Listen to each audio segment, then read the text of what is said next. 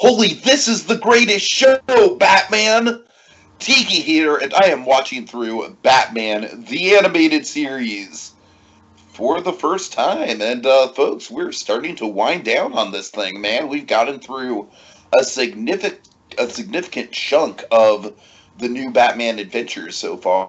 And, what is this? Oh my god, it's lions, and tigers, and monkeys! Oh my! Dragon, tell them why!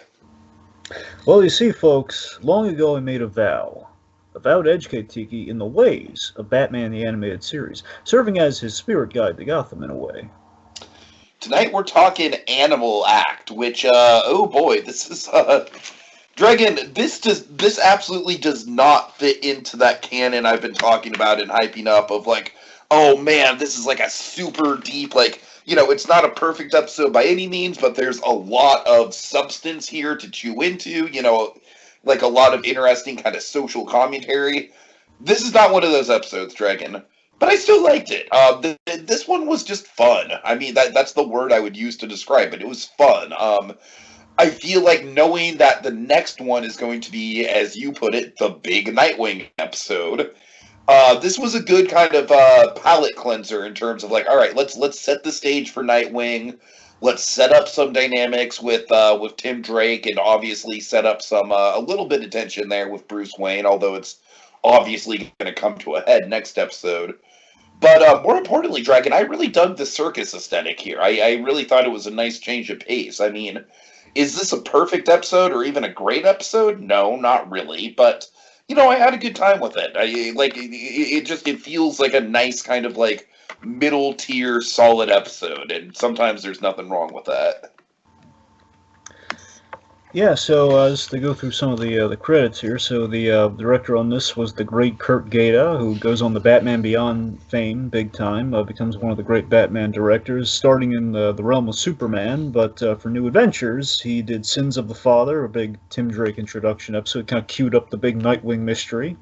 Mm-hmm. So as we wind down, honestly, if I recall, I want to say, I don't know if he did all the Nightwing episodes, but he did a lot of the Nightwing episodes, so it's kind of interesting, kind of a guy for Nightwing. Did Double Talk, Torch Song. The writer on this was Hilary J. Bader. Now, Hilary J. Bader, she had Cold Comfort. She had Cold Comfort, Mean Seasons, and You Scratch My Back, which, again, the other big, you know, kind of Nightwing introduction episode, like him in the suit. So that's pretty big. Now, again, she was the Nightwing go-to writer.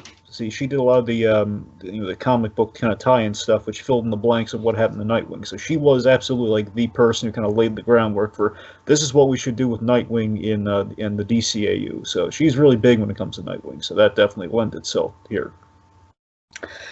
Studio worked on this. Good old Coco and a little splish of Dong Yang, little wine stain from the house studio, if you will. It's like, you know, it's Dong. Here's the label, but you know, we had to fill the bottle with something. At this point, is Don Yang kind of like when a film is produced by a celebrity or something like that? Pretty much. Has it gotten to that point? Yeah, pretty much. Of course, they did Sins of the Father, Cold Comfort, Double Talk, and Torch Songs. Basically, a lot of Kurt Gaeta. You know, Kurt Gaeta likes working with Coco. All right, so not a whole lot here, just in terms of background. All you really need to know is this is our first return to the circus, the Haley Circus, since Robin's Reckoning, the big Robin flashback origin episode. Very appropriate, very circular storytelling in a sense. We're kind of returning to after he's gone on such a journey and transformation since he was that little kid orphaned in the circus. Of course, we use this very much to develop the Nightwing story, which is about to come to a head big time in the next episode. So it's kind of a lead-in in that regard.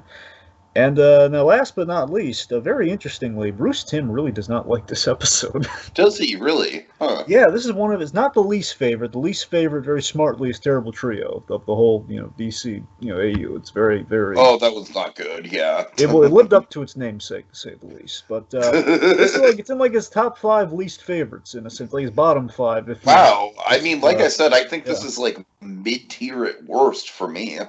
Yeah, I disagree with. Here's the thing. Yeah. There are elements that don't work, but I don't think nearly I enough don't of it- think yeah, it's great by any yeah, means, but sure. like I had fun with it. I mean, there are elements I really like, which we'll get to. Uh-huh. Basically, I love an element of this episode, which you can probably guess what it is. But outside of that, it's it's pretty standard. I wouldn't say like really bad at all. I mean, again, compared to some of the other ones we went through getting here. Like just recently. Yeah. So I mean, Yeah. nowhere near that level. I feel that. I mean, that's Bruce Timm. Honestly, you know what I think it is? I think it's because Bruce Timm had such an attachment to. He loves Robin's Reckoning. I think that's Okay. what did it for him because he loves, especially the first part of Robin's Reckoning. I mean, that episode makes him cry. So I think going back to that here, maybe and plus, I mean, there are elements within the circus, especially towards the latter half of the episode, that really I feel I can understand why Bruce Timm's not feeling that part of it. Makes But sense. Makes but sense.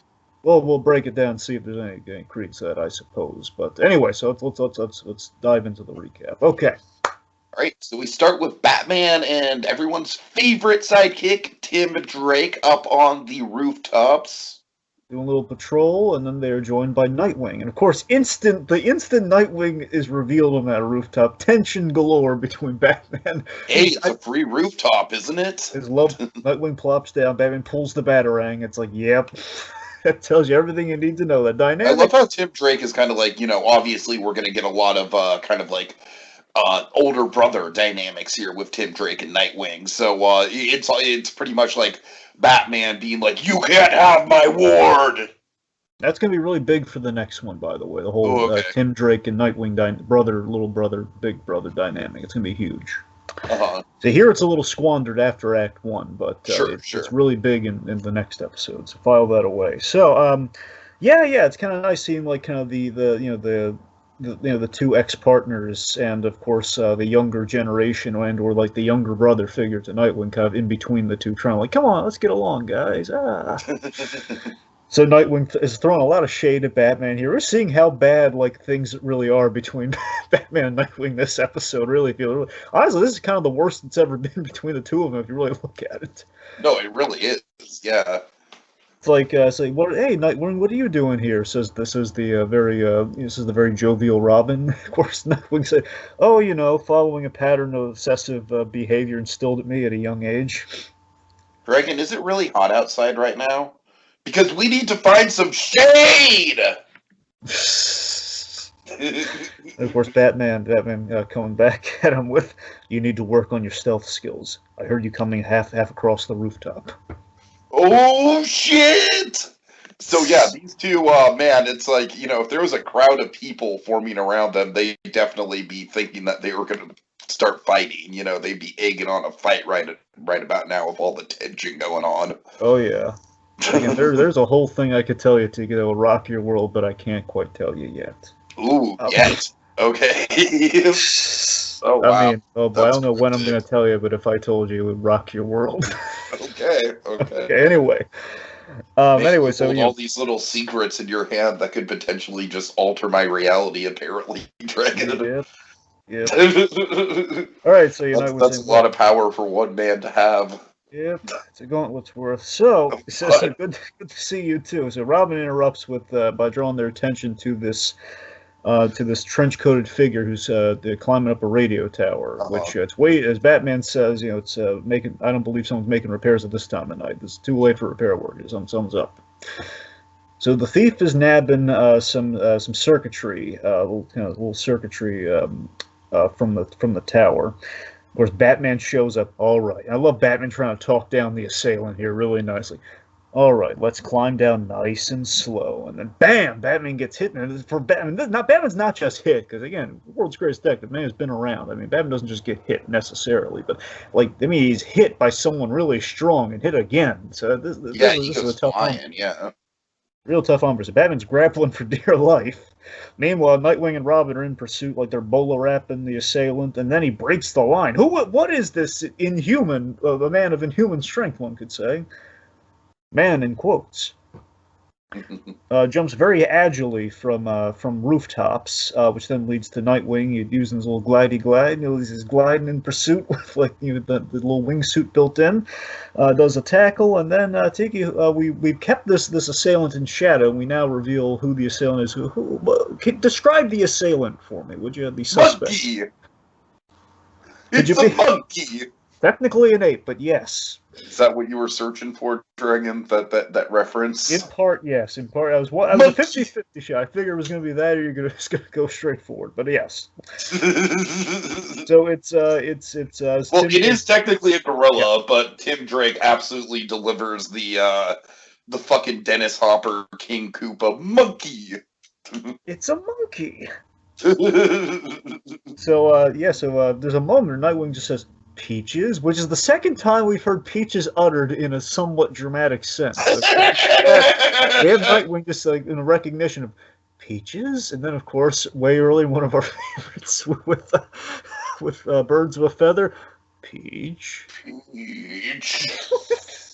Dragon, does Granny's peach tea count as a dramatic peach-related Batman moment? Don't you dare bring that into this.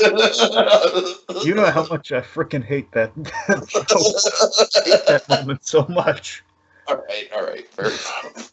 It's like, literally, take this prolific image, Superman's about to say something, and then that. All right. Not even marketing built up to it or anything, anyway. I know. All right, I'm sorry. I didn't mean to trigger you with BVS talk. We're on the precipice of more Snyder. I'm filing it away. Oh, I know. Oh, God. Anyway. So, okay. So point being, we have like one of the lines of the episode. Kind of belongs in Critters, but I'll give it a pass because it's a really interesting moment. What is kind of our line of the episode from Nightwing? I know that gorilla. Right. God. That's how you end the scene. Right, so next morning we have Dick Grayson, Tim Drake. They're heading to Haley Circus, which is in town. Yeah, this is my favorite scene of the episode, Dragon. I love all this catch-up stuff with the circus people. Yeah, hit him with it.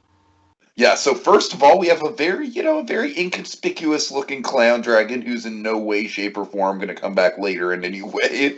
Clowns having ulterior motives in Gotham. Get out of here. Get out of town. You're a crazy man. No way. The only shocking thing about it is that it isn't the Joker. Yeah. But, he's offering Tim Drake a flower. Go on, take it. And then, of course, it's a squirty flower. Well, not just a squirty flower, it squirts snakes. It's like one of those little puffs. Oh, you're right. Yeah. You could have warned me. Where would the fun be in that? There's your dynamic between Nightwing and Robin right there. Again, there's your older brother, little brother. Yeah. And, Dragon, correct me if I'm wrong, is this the first a wild Corey Burton appears? Well, here's the thing. I know they definitely had access to Corey Burton because he famously was Brainiac on Superman the Animated Series. He's so great. Seriously, Corey Burton's so great as Brainiac. He's always great, whatever he does. But he's like basically the new Paul Frees. Exactly. So. That's what I'm saying. So he's phenomenal. When he pops up in the DCAU, it's always fun. I mean, he pops up in other roles too. I'm saying that's. For him popping up, like if he did, it was only once or twice so far in the Batman the Animated Series. Yeah, Batman didn't use Corey Burton much. That's the thing. I'm saying Superman, the DCAU at large, like to use Corey Burton, but Superman made the best use of him.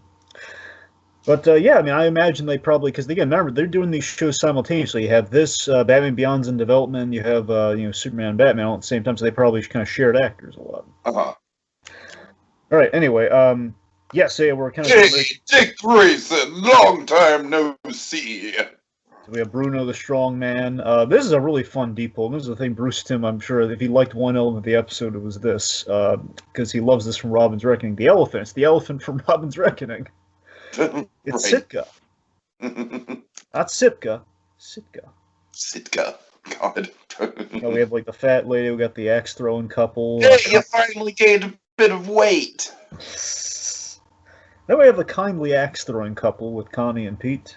Yeah, Dragon. Like I said, all this stuff is just so fun. It's not really all that substantial, but it's just kind of like a nicely fleshes out Dick's past. Yeah, it's also the difference between him and Batman. Again, Dick has happy memories of his childhood. Yeah. Like Batman's traveling abroad, occasionally get like a Zatanna here and there, but usually it's like like the grim guy learning a craft for when you get in the Bruce Wayne's past. It's usually Then we have, for my mind, I think absolutely the best moment of the episode. My God, this moment is so strong in this episode. So Tim Drake, oh seriously, this is such a good moment.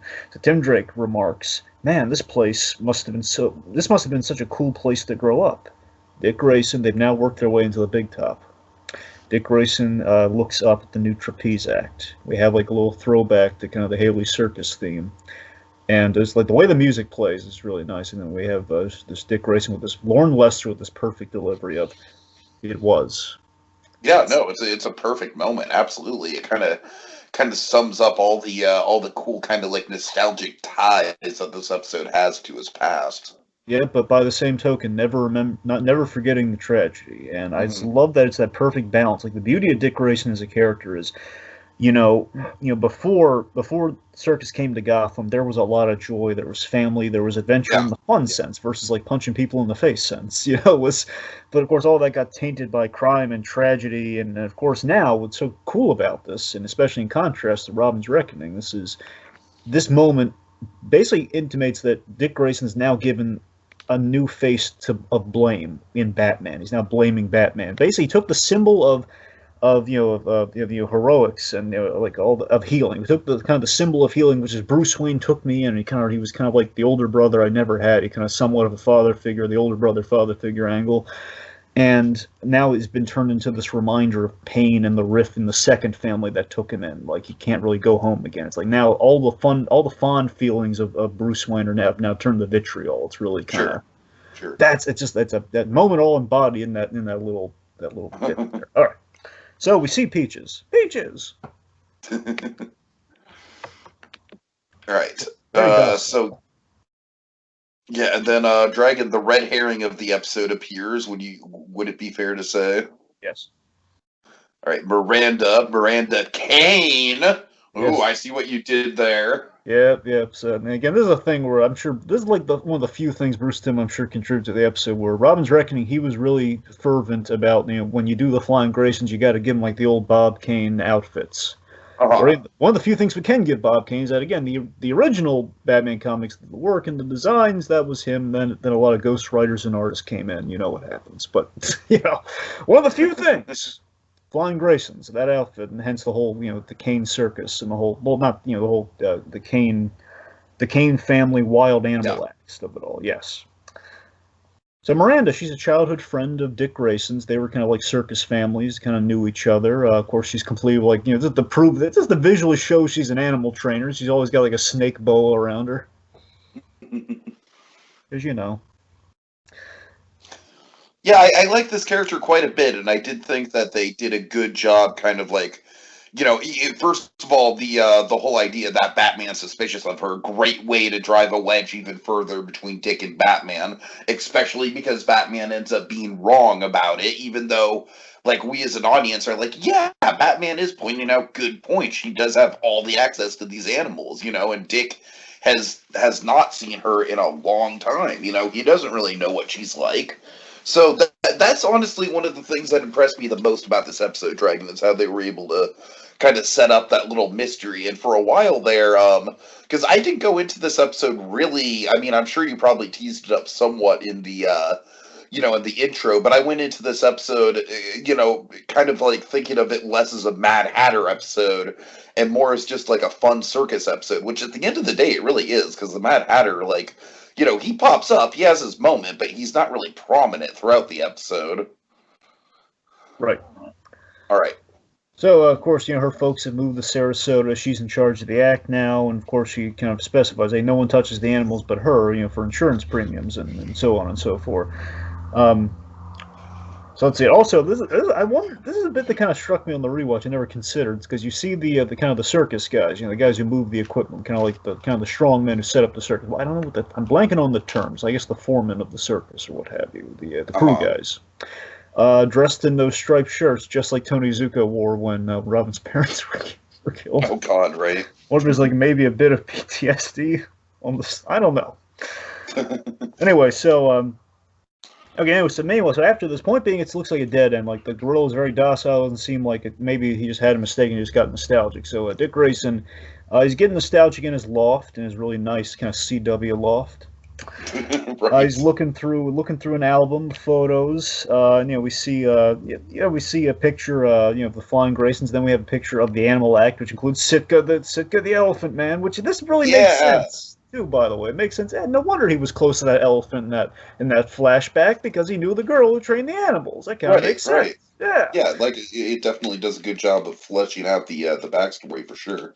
So as we see these two crazy kids in photo form, a shadow emerges, very symbolic of the rift that's about to come in between. The Batman silhouette arrives, and of course Dick Grayson's like, you could have knocked. I love he just like he doesn't total it like Jim Gordon. It's like, hey, you could have knocked. Like, come on.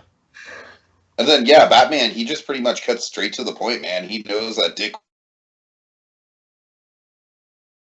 but he's like, oh, that girl kind of suspicious. Yeah, I love the staging in this too, by the way. I love Batman's in shadow pretty much for the whole time, just illustrating how this is how Dick sees Batman now. He's like less human, especially you're going to learn why in the next episode. But he kind of sees like he just sees Batman as kind of less human these days. Hence the whole he's Batman Batman in his eyes is buying into his own symbol. Like he's all the guy in the shadows who just like devotes himself to the mission, nothing more.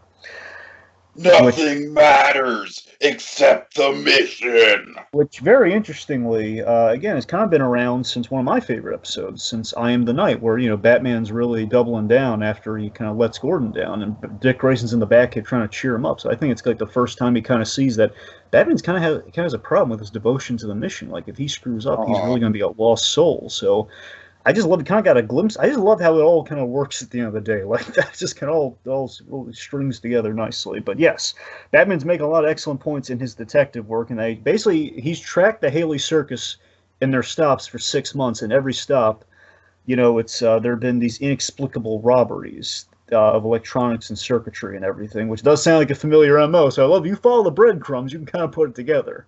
I love that it's there. Sure. So Dick's very fervently saying it can't be Miranda. She had time, she had experience, and she had access to training the gorilla.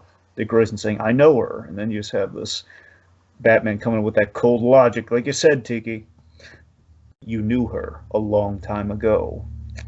There's that mounting. You can feel the tension in the room. It's filling up the room like helium, man. It's like, oh, God, it's like methane, I guess. It's like Batman has good points, but like I said, at the end of the day, he is wrong. So, yeah, it's a great tension builder for sure. I love the tense timing here where it's like there's a silence and they're staring at each other. He's just staring at Batman's silhouette, and you hear like the beeping on the bell. As Robin's chiming in, Batman's so ticked off when he answers, "What?" Right. Robin tells, again, this is where I have an issue with it. Then we just write Robin out after this scene. We're like, yeah, forget all that drink stuff we had at the start. No time. So he tells him about the alarm, the silent alarm going off at the Sharp Alert car locator factory. It's 10 blocks away. So, like Batman's just going off, and he turns back. Just to show you that he hasn't fully given up on Dick Grayson's coming. He suits up. A little cops a bit of an attitude. He suits up like, yeah, I'm going to grab my suit. All right, so we have Batman checking the guards and make sure they're okay. Nice bit. Then the X dynamic duo enter. Mm-hmm. And, oh my God, it's bears. Yeah. So we have these two Christopher Walken should have torn down Country Bear Hall when he had the chance, Dragon. Or in this case, Max Shrek should have been in the episode. Right. Bruce Wayne, what are you doing with all these bears? That was pretty good. So, okay, so we have these two grizzlies looking for circuitry, looking for some circuit boards and motherboards and such. I assume from the I want to say the idea is like they're putting like early onboard computers and stuff into the cars. I think is the idea. Like either that or like low jack and stuff is being put into the vehicles. That's kind of what this whole place is about. So by the way, Coco of course did Sub-Zero. That was probably the best thing they ever animated. Mind you, Dong Yang. It was kind of split. That one was actually like Dong Yang and Coco working together. Coco integrated the CG of those polar bears. So basically, anything you loved about the polar bears, I imagine, would be majority of Coco stuff. So Coco loves doing bears.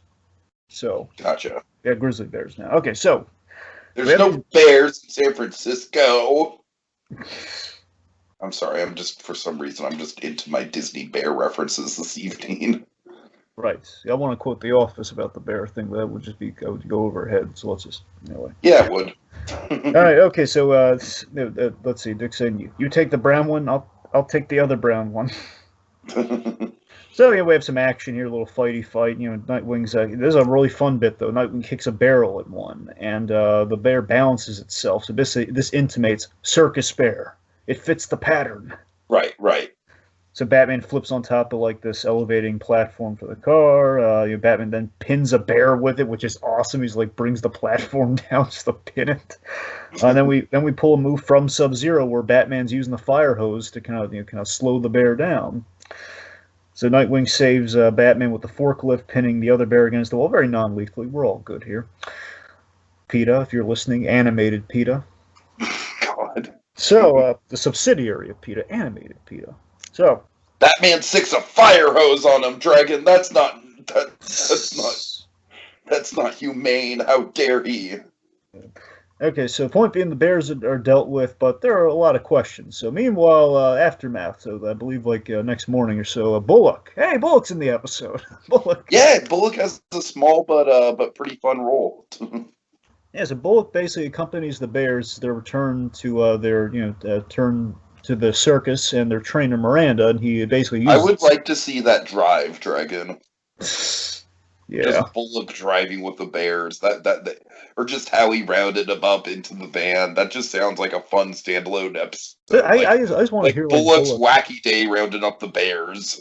Here's what I wanted. I want to see like the little kind of subplot episode, like one of those Bernie shorts where it's like Gordon getting the call from Batman, like bears. Right. Bullock, listen. I want you to head down here. Okay, all right, Commissioner. But listen, Bullock, I'll find out when I get there. Bullock. He just gets there. Like bears. Thanks for telling me, Commissioner. Anyway.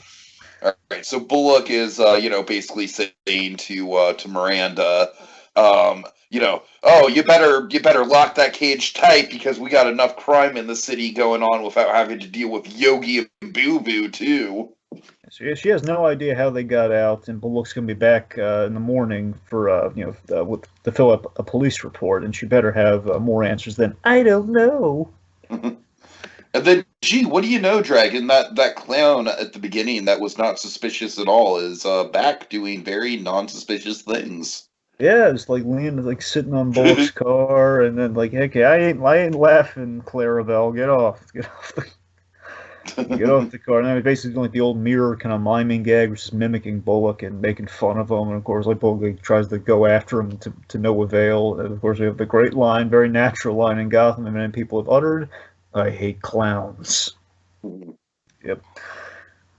Okay, so Dick Grayson, he visits Miranda. He's basically offering some support, but also kind of following up a little bit of what Batman's been saying, just to say that that he tried, that he's not ignoring logic completely here. He's trying to figure out what happened. So she swears that she locked the cages, and you feel for Miranda, don't you? Yeah.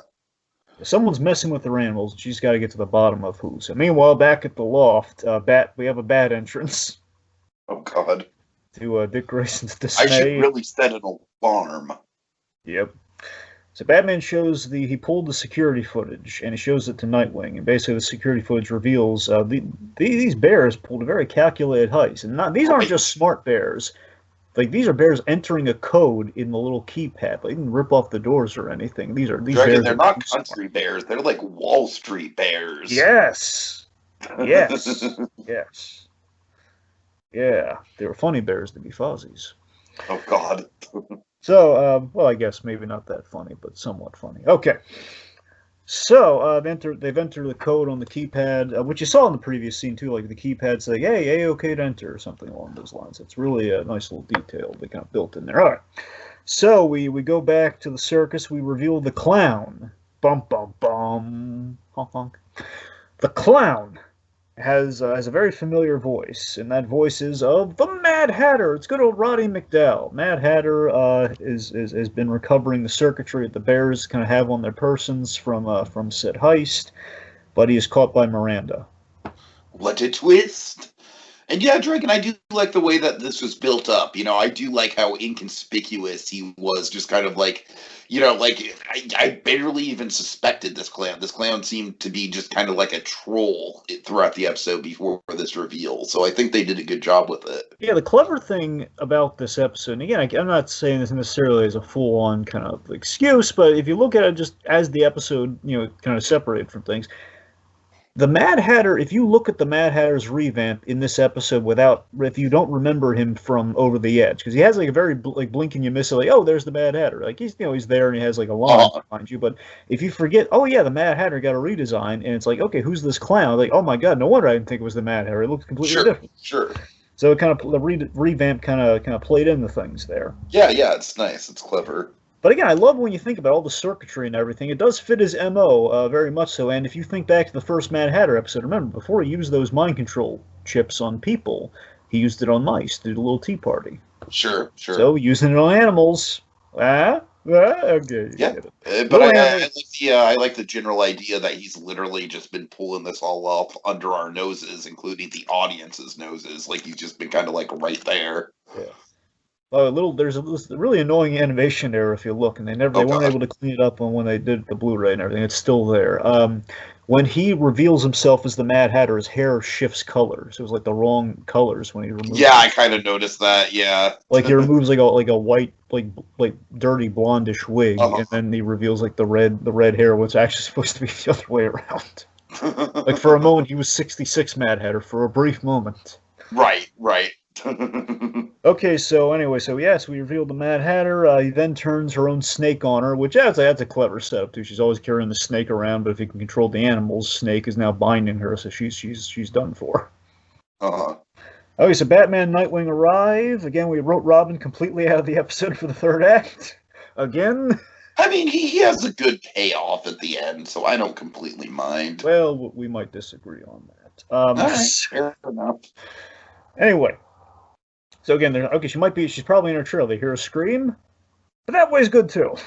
All right, so I like the escalation with the animals, Dragon, because they're all dangerous animals, but they get progressively more dangerous as the episode goes on. And now we're staring at just like a goddamn lion. Yep. Oh god. And a lioness, like a pair of lions. Both look very fierce. So let's see. So Nightwing is grabbing the whip. Lionesses should be more scary than lions, and don't let anyone tell you. Well, they are the hunters, right? That's what I'm saying. Yeah. Lions might look more intimidating, but lionesses are the ones that are going to kill you. Absolutely.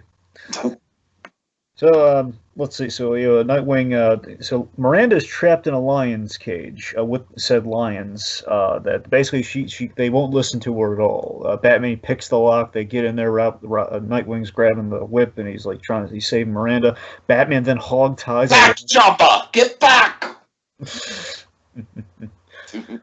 Now Batman, he hog ties a lion, which is awesome. Yep. I don't care wherever you are on Batman, folks. Any Batman, you're like, Batman hog tying a line's pretty cool. You gotta be honest.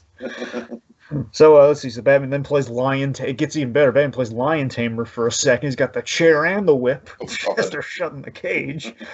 Let's see. So then they head to the big top to stop the Mad Hatter. Then we have some really great delivery from Roddy McDowall here. Again, great stuff too. Just the wonderful lyrical way Roddy McDowall speaks.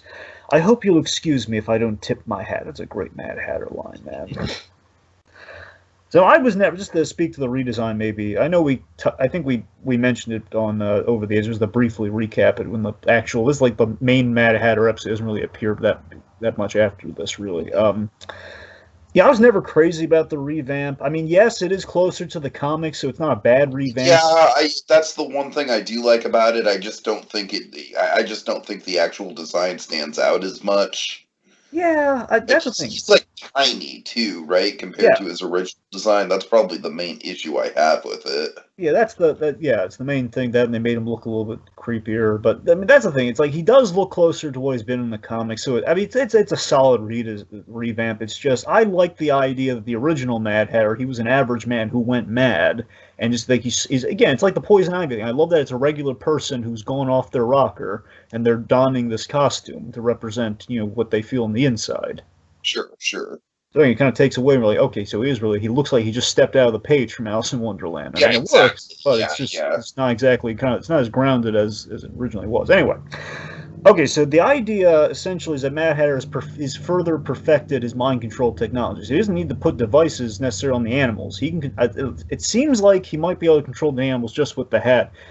And basically, it's a matter of range within the hat. So he needs to keep close. It's like Wi-Fi mind control essentially.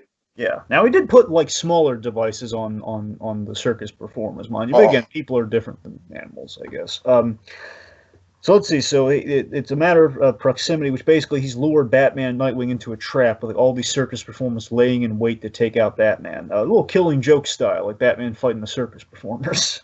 Mm-hmm. So again, we have some I love the idea of Mad Hatter as the ringmaster in the circus because he's wearing the top hat. It's a really cute idea. Like, yeah, it makes good sense. Mad Hatter's the ringmaster. He's controlling all these folks. Yeah. And of course, he would be the one to gloat about that fact. Certainly.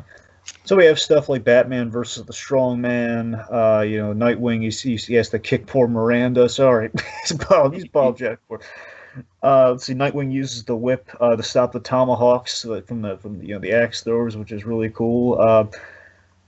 Let's see. Of course, Mad Hatter's making the point they're unaware of pain or fear, which again is really dangerous. It's the dangerous thing about the Mad Hatter. These people kind of have a bit of adrenaline, which makes them. And then, of course, we saw that specifically with the Scarecrow episode.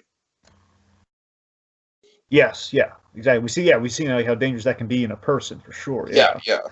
One of my personal favorites of the season. Of course, people without inhibitions can be really dangerous. Yeah. So let's see. Now I'll admit, I think we may have we may have dragged the circus action a skosh here. I mean, I feel like I think so, but yeah. You know what? Like I said, like I feel like maybe that would be a bigger flaw if it was like a more essential episode. But since this episode is kind of just like a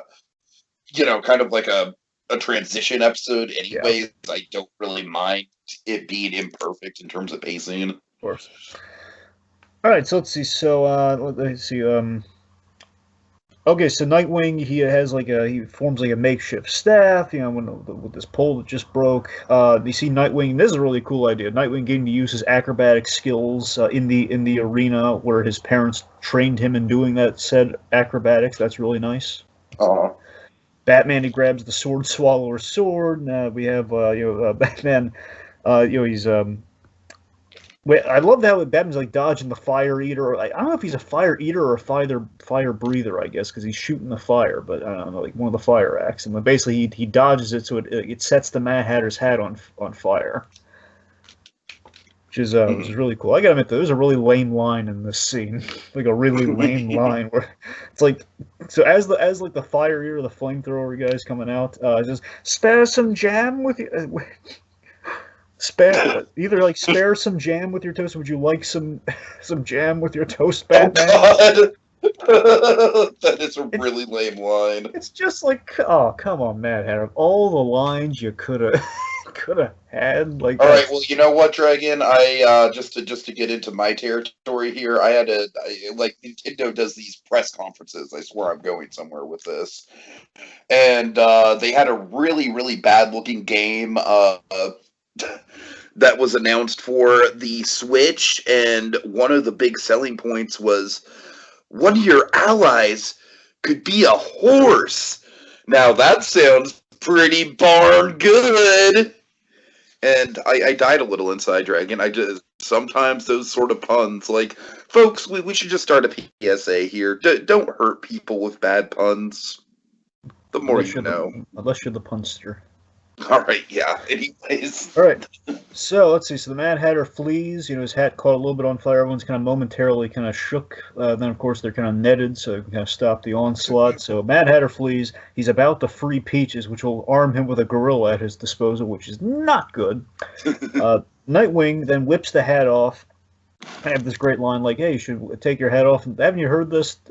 Mad Hatter, you take your hat off in the presence of a lady, right, Peaches? That's cute. Destroys the hat. The performers are free. Then the Mad Hatter does what he tends to do. He pulls a gun. It's not yeah. That's a pretty dark moment, honestly. Just like, hey, kids WB, just straight up firearm.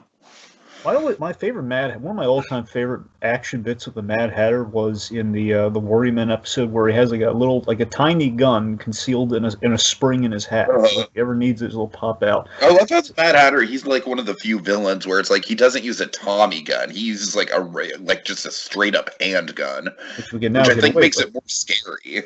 Yeah, again, this is a network for kids. We can get away with it. Right. But I love this is what's great. This is what saves that bit even more. I love Mad Hatter having this great line. Just like, I hate resorting to base and pedestrian forms of violence, but you leave me no choice. It's like, yeah, that's the class. Again, I love the class of Roddy McDowell.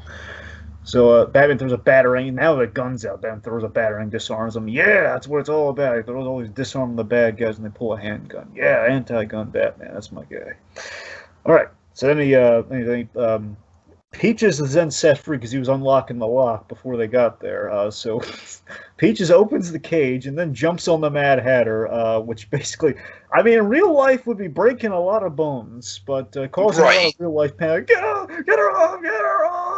Get her off! So Miranda then hesitates, like, you're gonna step in here eventually, just watching him squirm. He deserved it. I love how fitting the comeuppance was. He messed with the animals. They're gonna mess back. Exactly. Then we have, I think, a really dumb ending. I don't mind it, Dragon. I think this is what Bruce Timm hated, by the way, too, this ending. I agree with him if this is it. All right. I mean, I think it's funny in terms of, like, the big brother being like, oh, look, I'm going to prove to you that, the circus life is great, but hey, it's not all it's cracked up to be. I mean, sure. I mean, here's the thing. Here's what I kind of like about it. I like the idea. I don't think the episode quite earned it, but I like the idea of, Dick Grayson and Bruce Wayne hanging out at the circus where they met. I like that idea. Right. Yeah.